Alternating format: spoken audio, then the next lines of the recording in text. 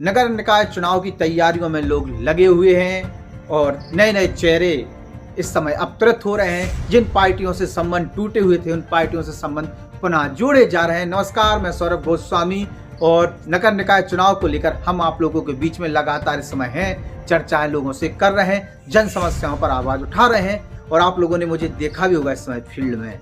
दोस्तों, ललितपुर में अगर हम बात करते हैं, चाहे ललितपुर की जो तहसीलें हैं, जो नगर पंचायतें हैं, वहाँ पर भी अगर हम बात करते हैं तो बड़े पैमाने पर नए नए चेहरे इस समय चुनावी रण में तैयारियां करते हुए नजर आ रहे हैं। हर वर्ग से कुछ चेहरे सामने हैं, तो कुछ ऐसे चेहरे हैं जो राजनीतिक पार्टियों से कहीं ना कहीं अपने संबंध रखते हैं और काफी लंबे समय से वो उन राजनीतिक पार्टियों से दूर थे, लेकिन एकाएक अब उन राजनीतिक पार्टियों से संबंध बनाने में लगे हुए हैं और कामयाबी भी उन्हें मिल रही है।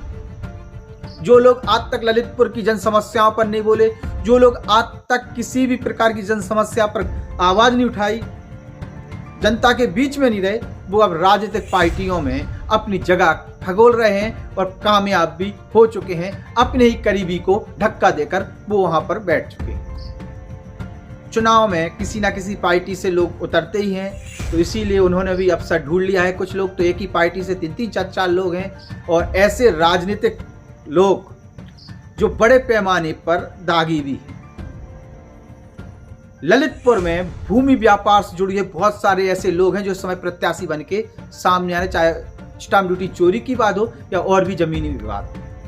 कई लोगों को तो ऐसा है कि प्रशासन ने ही अपने उसमें चिन्हित कर रखा है कि ये भूमि व्यापार से जुड़े लोग हैं और ये दागी हैं, लेकिन राजनीतिक संरक्षण प्राप्त होने के कारण जो उन पर कार्रवाई होनी चाहिए वो नहीं हो पाती हैं। आम आदमी अगर कोई होता तो उस पर कार्रवाई हो जाती है।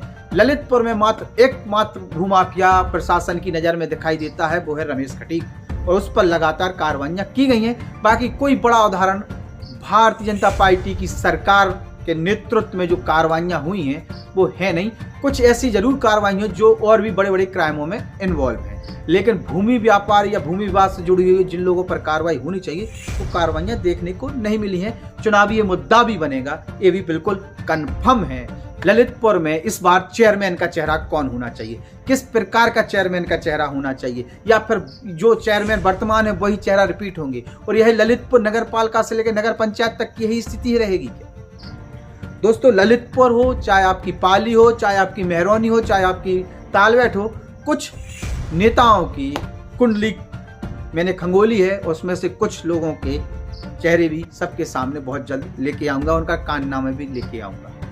इनकी छवि कैसी है, इन्होंने क्या काम है, इन्होंने किस तरीके से राजनीति की है और इन पर किस प्रकार के आरोप हैं और इन पर न्यायालय में किस प्रकार के बात चल रहे हैं, इन सब पर चर्चा की जाएगी। ललितपुर में इस समय जो चुनावी माहौल है वो कहें कि गरमाया हुआ है। कुछ निर्दलीय तैयारी की जाए तो कुछ राजनीतिक पार्टियों से तैयारी की जा रही है। तमाम राजनीतिक पार्टियों से तैयारी। सपा में कुछ खलबली मची हुई है, अंदर बाहर जो थे या बाहर जो थे वो अंदर आने के प्रयास में लगे हुए हैं। बीजेपी में भी बहुत से चेहरे ऐसे हैं जो अभी तक सो रहे थे, डकार मारते हुए। कुछ जनता के मुद्दों से उन्हें लेना देना नहीं था, लेकिन कुछ ऐसे भी चेहरे हैं उसमें भारतीय जनता पार्टी में जिनका पुराना राजनीतिक सफर बहुत अच्छा रहा। ऐसे भी लोग, ये सब अब खुल के सामने आ रहे हैं। कांग्रेस में ज़्यादा हलचल इस समय है नहीं, बीएसपी में हलचल है, कुछ लोग तैयारियां कर रहे हैं और बीएसपी का एक जो वोट बैंक शहर के अंदर की बात करें तो है, और वो वोट बैंक किस तरीके से निर्णायक होता है वो सबको पता है।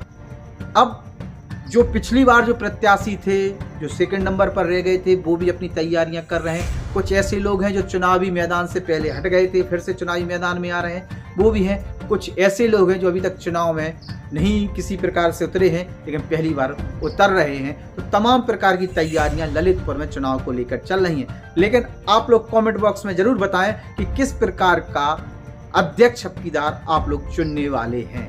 अपने विचार जरूर रखें। नमस्कार। हमारे YouTube channel the Bundelkhand post को सब्सक्राइब करें।